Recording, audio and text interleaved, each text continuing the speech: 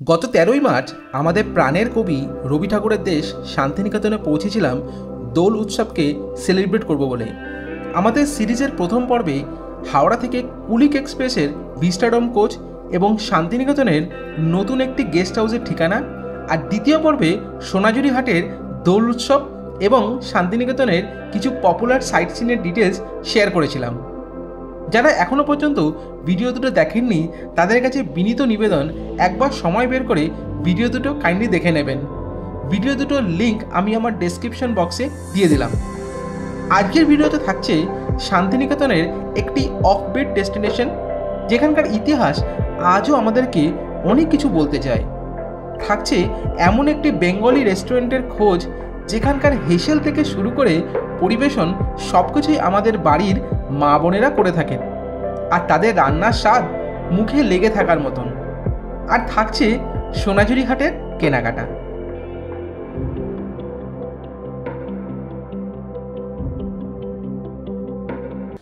Good morning from Santiniketan. আজকে আমাদের শান্তিনিকেতনের থার্ড ডে, আর অফিসিয়ালি বলা যেতে পারে আজকের দিনটাই লাস্ট ডে, বিকজ কালকে সকালবেলা খুব আর্লি মর্নিং, মানে মোটামুটি ওই 7:40 নাগাদ কিন্তু আমাদের এখান থেকে ট্রেন আছে। আজকের যে প্ল্যানটা আমরা করেছি সেটা কিন্তু বেসিক্যালি সোনাঝুরি হাটকে বেস করেই করেছি, কারণ আজকে আমি ভাবছি যে সোনাঝুরি হাটে কীরকম কী প্রাইস চলছে জিনিসপত্রের সেটা দেখব, এবং আমার বাড়ির জন্য একটা দুটো জিনিস কেনাকাটির আছে। যদি সেরকমভাবে পসিবল হয় তাহলে আমরা সেটাও আমরা এখান থেকে কিনে নেব। আর একটা ভালো রেস্টুরেন্টের আপনাদের খোঁজ দেবো, যে রেস্টুরেন্টে কিন্তু একেবারে বাঙালি খাবার দাবার পাওয়া যায়, এবং মোটামুটি বলতে পারো যে আনলিমিটেড খাওয়া দাওয়া কিন্তু ওখানে পাওয়া যায়। সমস্যা কয়েকটা জিনিস যেটা আমার এখন এই মুহূর্তে বলা উচিত আমার ভিউয়ার্সের জন্য, সেটা হচ্ছে এই বসন্ত উৎসবে পুলিশি রেস্ট্রিকশন কিন্তু মারাত্মক রকমভাবে ছিল, যেটার জন্য আমরা অনেক রকমভাবে প্রবলেম ফেস করেছি। গাড়ি যে রাস্তা দিয়ে ইজিলি ঢোকা যায় সে রাস্তায় ঢোকাতে দিচ্ছে না, মানে অনেক ঘুরিয়ে ঢোকাচ্ছে, প্রচুর রেস্ট্রিকশন আছে। ইনফ্যাক্ট নাকি শুনলাম যে নেটওয়ার্কে জ্যামারও লাগানো আছে। এই কারণের জন্য মানে আমার অফিস করতে কিন্তু যথেষ্ট সমস্যা হয়েছে।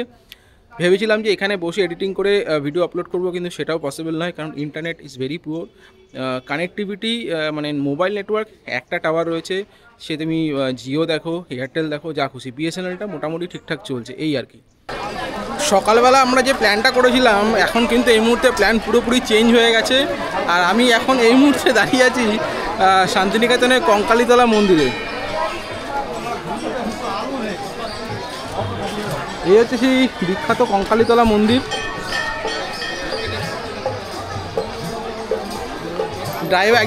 একজন ড্রাইভারের সঙ্গে পরিচয়টা হয়েছে, যার ফলে কিন্তু আমি এই কঙ্কালীতলা কিন্তু দেখতে পাচ্ছি। দেখুন মারাত্মক লেভেলে কিন্তু এখানে ভিড় চলছে।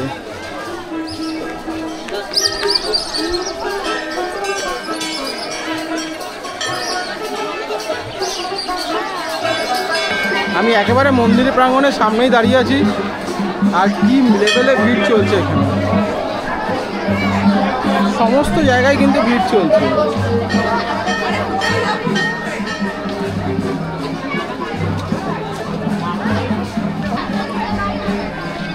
এখানে সেই জায়গা যেখানে বলি হয়। আপনারা যদি কোনো মানত করে থাকেন আপনারা কিন্তু এইখানে মানত করতে পারেন। মন্দির প্রাঙ্গণের ভিতরেও কিন্তু প্রচুর এরকম জিনিসপত্র বিক্রি হচ্ছে, যেটা আমরা সাধারণত এই সোনাঝুরি হাটে দেখে থাকি। শান্তিনিকেতনের ট্র্যাডিশনাল যে ডান্সও কিন্তু এখানে কিন্তু হচ্ছে।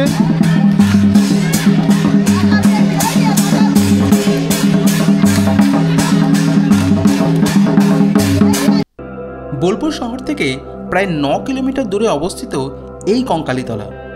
হিন্দু বিশ্বাস অনুযায়ী দক্ষযজ্ঞের পর এখানে দেবী সতীর কঙ্কাল পড়েছিল, তাই কঙ্কালীতলা মন্দির একটি শক্তিপীঠ। এখানে দেবীর নাম দেবগর্ভা ও ভৈরবের নাম রুরু। আচ্ছা, কঙ্কালীতলার ভিতরে কিন্তু আরও একটা শিব মন্দিরও আছে। আমি এখন এই মুহূর্তে সেই শিব মন্দিরের দিকেই যাচ্ছি।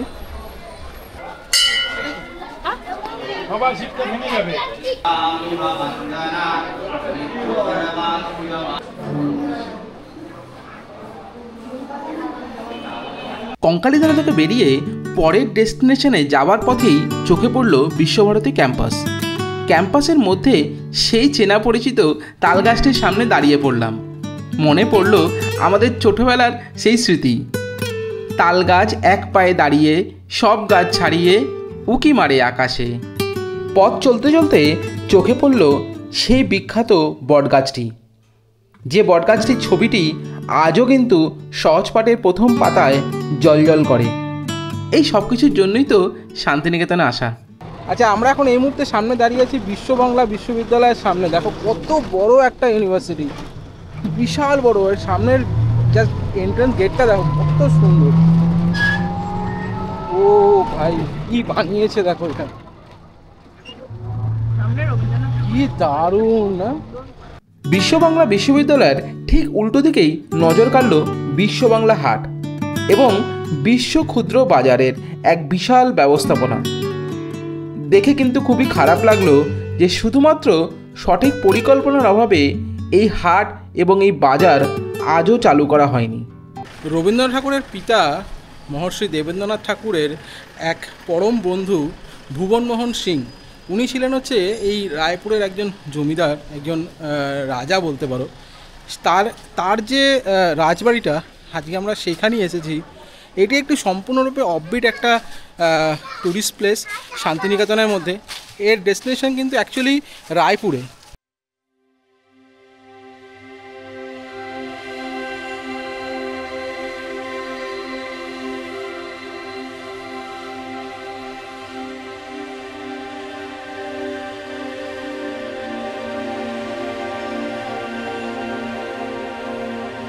বীরভূমের বোলপুর থেকে মাত্র 6 কিলোমিটার দক্ষিণ পশ্চিমে অবস্থিত রায়পুর আজ অজয় নদীর তীরে একটি অপেক্ষাকৃত সাধারণ ঘুমন্ত গ্রাম। কিন্তু একসময় এটি একটি দুর্দান্ত প্রাসাদের আবাসস্থল ছিল, যার ক্ষয়িষ্ণু ধ্বংসাবশেষ আজও পরিদর্শন এবং অন্বেষণ করা যেতে পারে। আপনারা এখন যে জায়গাটি দেখছেন সেটিকে বলা হয় রায়পুরের রাজবাড়ি। আচ্ছা, জানেন কি এখন যে জায়গাটিতে বিশ্বভারতী বিশ্ববিদ্যালয় রয়েছে সেটিকে শুধুমাত্র 1 টাকার বিনিময়ে রবীন্দ্রনাথ ঠাকুরের পিতা মহর্ষি দেবেন্দ্রনাথ ঠাকুর তৎকালীন জমিদার ভুবনমোহন সিংয়ের কাছ থেকে কিনে নিয়েছিলেন। সত্যি কথা বলতে গেলে কি, যখন এই জায়গাটা আমরা পরিদর্শন করছিলাম আমার কিন্তু খুব একটা পজিটিভ কিছু জিনিস লাগেনি, একটুখানি নেগেটিভ ভাইব কিন্তু আমি পেয়েছি। হতে পারে এটা আমার মনের ভুল, কিন্তু যেটা মনে হয়েছে আমি কিন্তু সেটাই আপনাদের সামনে ব্যক্ত করলাম। এই রাজবাড়িটি যতই দেখছিলাম ততই শুধু মনে হতে লাগলো কি যশ বা কি খ্যাতি ছিল এই রাজবাড়ির।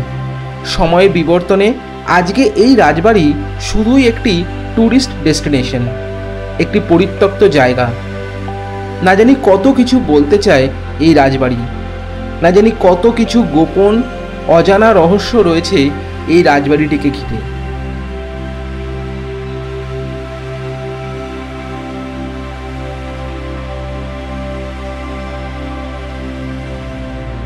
রায়পুর রাজবাড়ি থেকে এখন বেরিয়ে আমরা সোজা চলে এসেছি এমন একটি জায়গায় যার ইনফরমেশন বা যার ভিডিও কিন্তু এই মুহূর্তে প্রচণ্ড রকমভাবে ভাইরাল ইউটিউবে। এবং সেই জায়গাটা হচ্ছে গিয়ে এই বরিশালের রান্নাঘর। আজকে এই বরিশালের রান্নাঘরে কিন্তু আমরা আমাদের যে লাঞ্চ আছে সেটা কমপ্লিট করব। এই হচ্ছে সেই জায়গাটা, মানে বেসিক্যালি এটা হচ্ছে কি সেই রেস্টুরেন্ট বলতে পারো। এখানে লেখা আছে বরিশালের রান্নাঘর। এখানে পাটিসাপটা, দুধ পুলি, গোকুল পিঠে সমস্ত কিছু পাওয়া যায়। এই নাম্বারে কিন্তু তোমরা কন্ট্যাক্ট করে এখান থেকে কিন্তু তোমরা আগে থেকে বুকিং করতে পারো। বরিশালের রান্নাঘরে ঢুকেছি, আর এখানে দেখো বাঁ দিকে বেশ কয়েকটা দোকান আছে। এখানে সেই শান্তিনিকেতনে কিছু ট্র্যাডিশনাল জিনিসপত্র পাওয়া যায়। আর ঢুকেই একটা বড় জায়গা আছে যেখানে তোমরা গাড়ি পার্কিং করতে পারবে। এটা হচ্ছে সেই জায়গাটা। এই হচ্ছে কি বরিশালের রান্নাঘরের মেনু কার্ড। দেখো এখানে ইলিশ 2 পিস দিচ্ছে 900 টাকা, চাপড়া চিংড়ি 1 প্লেট 160 টাকা, মৌরলা 1 প্লেট 150, দেশি চিকেন 1 প্লেট 230, আর এছাড়া নিরামিষ থালি আছে 160 টাকা করে, মাটন 240, চিকেন 160। বরিশালের রান্নাঘরের হেসেলটা একবার দেখাই। দেখো এখানে সমস্ত কিন্তু কাঠের জালে রান্না করা হয়, প্রচুর এখানে কাঠ কেটে রাখা হয়েছে এখানে। আর এই হচ্ছে সেই জায়গা। বাহ, কত আয়োজন দেখো এখানে, সবাই এখানে দিদিরা কিন্তু রান্নাবান্না করেন এখানে।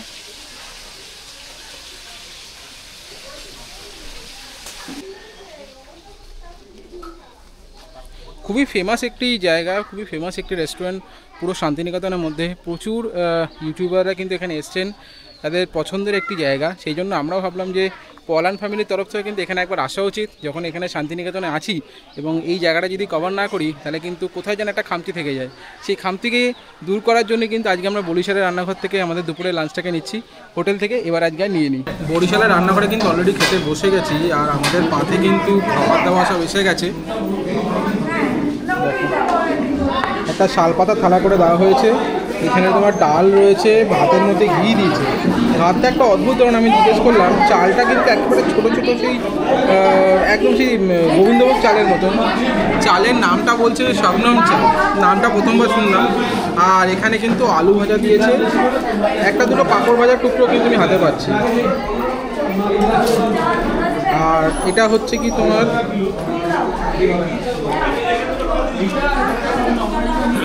ছোলার ডাল, পাতে শুক্তো দিয়ে গেল।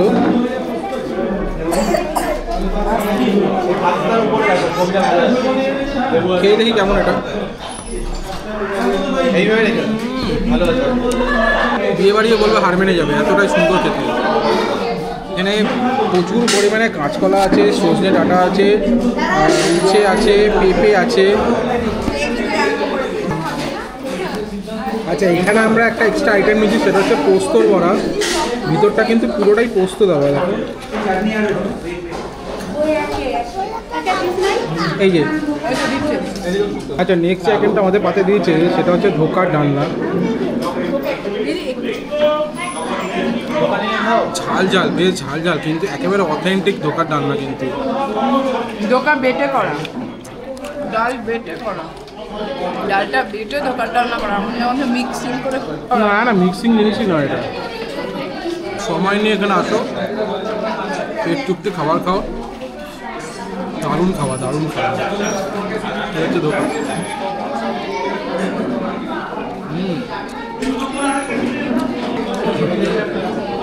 এবারে আমরা কিন্তু আইটেম নিয়েছি, মাছ হচ্ছে কাতলা মাছ। কাতলা মাছের শুধু একবার সাইজটা দেখো,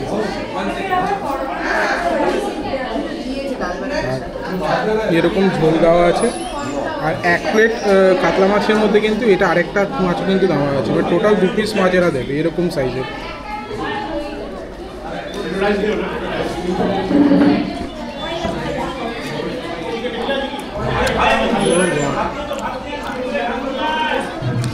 দুর্দর্শ কিন্তু মাছের স্বাদ, দুর্দর্শ মাছের স্বাদ। একটুখানি জল দিয়ে খাচ্ছিস।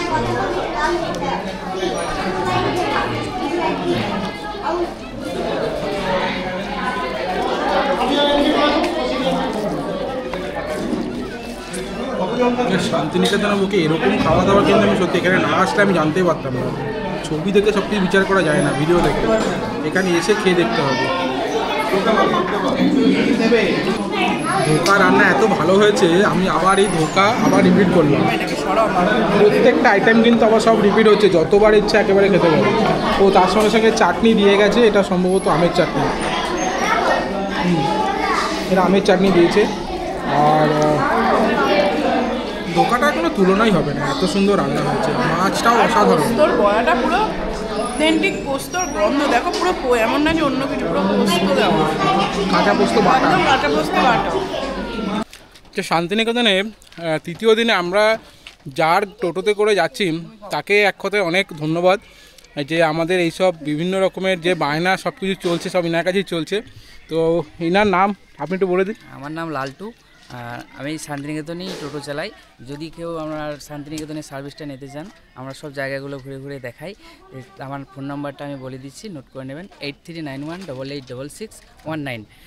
এই নাম্বারে যোগাযোগ করবেন, বাকি কথা আমার ফোনে হয়ে যাবে। আর এই শান্তিনিকেতন এলে আমার সঙ্গে যোগাযোগ করবেন অবশ্যই। আমি একটা কথা বলবো, যে দাদার সঙ্গে যদি যোগাযোগ করো, মানে একদম বেস্ট প্রাইস তোমাকে দিয়ে দেবে। এখানকার শান্তিনিকেতনের যে কোনো জায়গায় না, খুব ভালো যিনি চেনেন, এখানকারই লোক, একদম লোকাল লোক, উনি সমস্ত জায়গা চেনেন এবং খুব সুন্দর উনি গাইড করতে পারেন সব জায়গায়, কোথায় গেলে ভালো হয়, কোন সময় আসলে ভালো হয়। আর একটা কথা, যে দামটা কিন্তু উনি একেবারে ঠিকঠাক রাখবেন, অন্যান্য থেকে আমি অন্তত গ্যারান্টি দিতে পারি একেবারে কম দামের মধ্যে উনি রাখবেন। অবশ্যই যোগাযোগ করবেন। আমার ভিডিও দেখে যদি একজনও যোগাযোগ করে আমার মনে করি আমার ভিডিওটা ওখানেই সার্থক। আসবেন এখানে এনার সঙ্গে যোগাযোগ করবেন। আমি আমার ভিডিও ডেসক্রিপশনে কিন্তু এনার নাম্বারটা দিয়ে দেবো এবং আমি আমার স্ক্রিনেও কিন্তু এই মুহূর্তে এই নাম্বারটা কিন্তু না দিয়ে দেবো। বরিশালের রান্নাঘরেও নিয়ে আসবে, যেমন আমাদের নিয়ে একদম একদম। শান্তিনিকেতনের মধ্যে যে একটা বুদ্ধ মূর্তি রয়েছে যেটাকে লোকে কিন্তু টুরিস্ট হিসেবে বিবেচনা করে, আমি কিন্তু এখন এই মুহূর্তে সেটা সামনে দিয়ে যাচ্ছি। যদিও এখানে আমি নামিনি, শুধু জাস্ট এই রাস্তা দিয়ে যাওয়ার সময় একবার দেখে নিচ্ছি। রায়পুর থেকে বরিশালের রান্নাঘরের থেকে খাওয়া দাওয়া কমপ্লিট করে আমরা খানিকক্ষণ আগে বাড়ি এসেছি। বাড়িতে একটুখানি রেস্ট নিয়ে কোনো রকমে আবার বেরিয়ে গেছি সোনাঝুরি হাটে, কারণ বারবারই বলেছিলাম যে সোনাঝুরি হাট কিন্তু আমাদের যে গেস্ট হাউস আছে সেখান থেকে হাঁটা পথে মাত্র 2 থেকে 3 মিনিট। সেই জন্য আমরা আবার বেরিয়ে গেছি এই সোনাঝুরি হাটে। এগুলো কিরম কিরম দেখি একটু শালটা। কোন শালটা? এই যে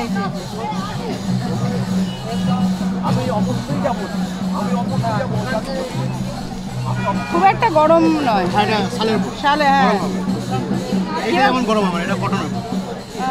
এটা তো কটন নয় দাদা, এটা শাল বলছো তো? এটা শাল। এটা কিরম দাম আছে? এটা আছে আপনার 500 টাকা। দাঁড়া বাবু দাঁড়াও। এগুলো আছে 350 টাকা। ওটা কালার আছে ওটা।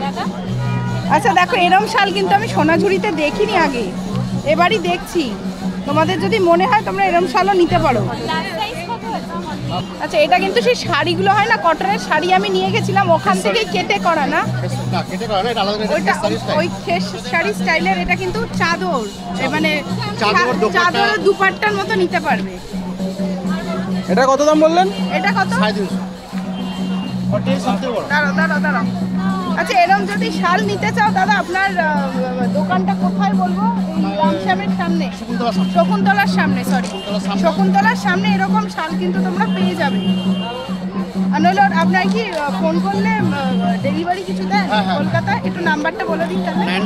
9232699864 বুলটি হ্যান্ডিক্রাফট। আচ্ছা, এগুলো কিরকম দাম আছে? এগুলো আছে আপনার 280 করে প্লেন পাঞ্জাবি। 280 কটনের পুরো? হ্যাঁ সব কটন। এটা আছে অ্যাপ্লিক পাঞ্জাবি, এটা 350। বাহ,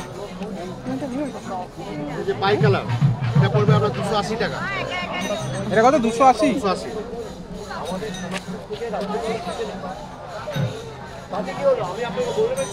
এটা পড়ছে 320। ওই হোয়াইটটা বেশ সুন্দর। দেখি। হোয়াইটটা, হ্যাঁ। এই চাবি রিং ঝোলানোর জিনিস কত করে এগুলো দিচ্ছেন? এগুলো 50 টাকা। এগুলো 50? আপনার 450 আছে, 500 আছে,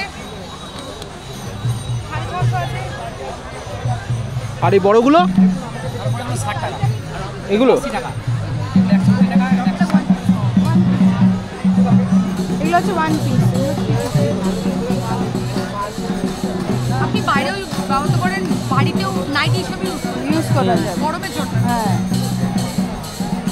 150 টাকা দাম এটা? তাই 350। ও 350। আচ্ছা, আমি বললাম 150। 350।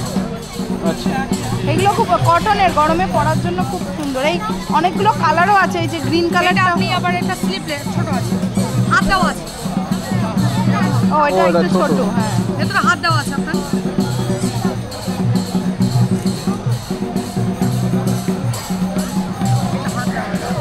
আচ্ছা, তো কেটে তাহলে মনে হয় লাগিয়ে দিতে হ্যাঁ পারবে। হ্যাঁ। এই গেঞ্জিগুলো কত করে দিচ্ছেন দাদা? কত করে দিচ্ছেন এগুলো? সব এক রেট? এটা কি বড় সাইজের জন্য নাকি? কোয়ালিটি? 15ই মার্চ শনিবার দিন, এখন বাজে হচ্ছে ঠিক 4:30, আর সোনাঝুরির অবস্থা দেখুন কি পরিমাণে ভিড়। প্রচুর লোক এর মধ্যে সোনাঝুরিতে। এগুলো কিরম দাম আছে? খুব সুন্দর না কুর্তিগুলো? খুব সুন্দর।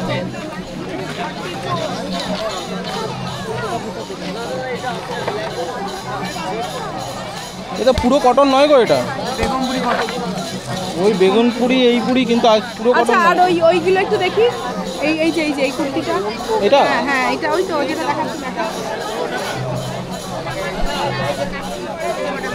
এই ডিজাইন অতটা ইয়ে না। একটু সিনথেটিক মেশানো আছে। আর ওই এই সাদা এগুলো কটনের কাঁথা স্টিচ। হ্যাঁ, এই যে। আমি একটা নিয়ে গেছিলাম এখান থেকে, বিশ্বাস করো সত্যিই খুব ভালো হয়। এই ব্যাগটা কেমন দাম? ও এটা কি জিনিসটা? এটা না না, সে তো বুঝেছি। দেখো পাবে চাইছে আমাকে তো অনলাইনে তো বলছে, কে বলছে হচ্ছে না? ল্যাপটপ ফ্যাপটপ নেওয়া যাবে নাকি? আমি তোমাকে 1 টাকা পাঠাবো। এই যে এই শাড়িটা, একটু জল খাই, একটু জল খাও। ওই দাও আছে, দাও দেখি। হলো ওয়াইফাইটা হলো। এগুলো কত বলছে এই শাড়িগুলো? 950 কটনের তো পিওর কটন। না অনেক কালারও আছে, তোমরা অনেক কালারও পেয়ে যাবে। দাঁড়া দাঁড়া, ও এটা বাটিক প্লাস কাঁথা স্টিচ। দেখো শান্তিনিকেতন, এখানে ওইটা করে ছবিটা এখানে করা আছে। কত দাম এটার? বাটিক বলতে ওই জায়গাটা তো পুরো শাড়িটাই বাটিক। বাটিকের উপর কাঁথা, এটা আপনার ডাবল ওয়ার্ক আছে, পুরো বডি টেম্পল যাচ্ছে এরকম, পুরো বডি টেম্পল যাচ্ছে, এগুলো 4200 টাকা। 4200। আচ্ছা আমাকে একটু একটা দেখাবে, এই যে হলুদটা একটু দেখাবে। হ্যাঁ অবশ্যই। এই যে বাহ, একই দাম। দেখি দেখি এটা। আচ্ছা আমি একটা কটনের উপর বাটি কাঁথা স্টিচ দেখাও না। আচ্ছা আমরা এখান থেকে এই দুটো চাদরকে নিলাম, একটা এটা চাদর নিলাম আর একটা এটা নিয়েছি। খুলে দেখো, দিচ্ছি, দাঁড়াও না। আগের বছর মিমি এসেছিল, একটা শাড়ি কিনেছিল, আমরা আবার আমি এই দোকান থেকে আবার নিয়ে গেছি দুটো শাড়ি এখান থেকে, খুব ভালো ওদের। আমি তো ইউজ করছি, সত্যি ভালো। পিলো কভারগুলো দিয়ে দিচ্ছ তো? ওই জন্য আমি ফিরে কিন্তু আবার ওদের কাছেই এসেছি। ভালোই লাগে না, আমাকে হাঁটতে ভালো লাগে। প্রতিদিনের মতন সেদিন সন্ধেবেলাতেও আমাদের গেস্ট হাউসের পক্ষ থেকে শান্তিনিকেতনের আদিবাসী নৃত্য প্রদর্শন করা হয়েছিল। গেস্ট হাউসের প্রত্যেকে সেই নাচের সাথে সাথে নিজেদের পা মেলাতে মেলাতে 2025-এর বসন্ত উৎসবকে বিদায় জানাতে লাগলো।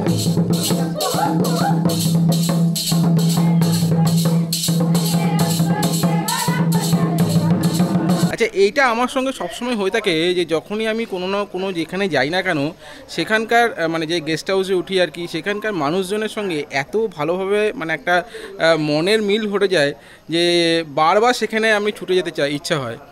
ঠিক এই শান্তিনিকেতনে আমি আজকে যেই 3 দিন ধরে অ্যাকচুয়ালি যে গেস্ট হাউসে আমরা এখানে এসেছি, সেখানে কিন্তু সেটাও কিন্তু সেখানে কোনো ব্যতিক্রম কিছু হয়নি। আজকে 3 দিন ধরে মানে কথাবার্তা বলছি এবং সেখানেও সেটা এটাই মনে হয়েছে যে এনারা এতটাই কাছের মানুষ, এবং সবথেকে যেটা বড় কথা হচ্ছে এত ভালো মনের মানুষ, আর মানুষকে ঠকানোটা না একদম এরা পছন্দ করেন না। প্রথম দিন থেকে শুরু করে আজকে 3 দিন পর্যন্ত যতদিন ওনার সঙ্গে মিশছি, একটাই ওনার মোটো যে যারা আমরা টুরিস্টরা যারা এখানে আসি, যে তাদেরকে কীভাবে ভালো রাখা যায়। যখন যে কোনো যে সময় আমরা যেটা বলেছি হাসি মুখে কিন্তু সেই বিষয়টা কিন্তু উনি দেখেছেন এবং আমাদের কিন্তু সেই বিষয়টাকে যেন ফুলফিল হতে কিন্তু উনি সাহায্য করেছেন। আমার সামনে এই মুহূর্তে এখন এই মুক্তধারা গেস্ট হাউসের যিনি কর্ণধার আছেন, তিনি এসছেন অনেক বলা করার পরে আসেছি, সময় পাচ্ছিলেন না, এবং আমি আমার ভিউয়ার্সদের বলেছিলাম যে আমি একটু সময় বার করে ওনাদের সঙ্গে একবার কথা বলিয়ে দেবো। আচ্ছা নমস্কার, বলুন। আমি রক্তিম ঘোষ, এই মুক্তধারা গেস্ট হাউসটা চালাই। আমাদের ছোট্ট একটা গেস্ট হাউস, আমাদের ছোট গেস্ট হাউস কিন্তু আন্তরিকতা ছোট না, আমরা খুব বড় আন্তরিকতা নিয়েই আর কি চালাই। একদম। আমাদের 14টা রুম আছে, ছোট বড় মিলিয়ে। মোটামুটি 2000 থেকে 1750 এই হচ্ছে আমাদের ভাড়া আর কি মোটামুটি। কিন্তু শান্তিনিকেতনের তো উৎসব অনুযায়ী আপনার ওঠানামা করে, সেই ক্ষেত্রে আমরা রুমটা বসন্ত উৎসব বা পৌষ মেলায় আমরা একটু রুমটা ভাড়া বেশি হয়, একটু সিজন অফ সিজনে ভাড়া বেশি হয়। তবে মোটামুটি এই রেটেই আপনারা কিন্তু সব এসি রুম পাবেন। সময় এসি রুম পাবেন? হ্যাঁ, সবই এসি রুম।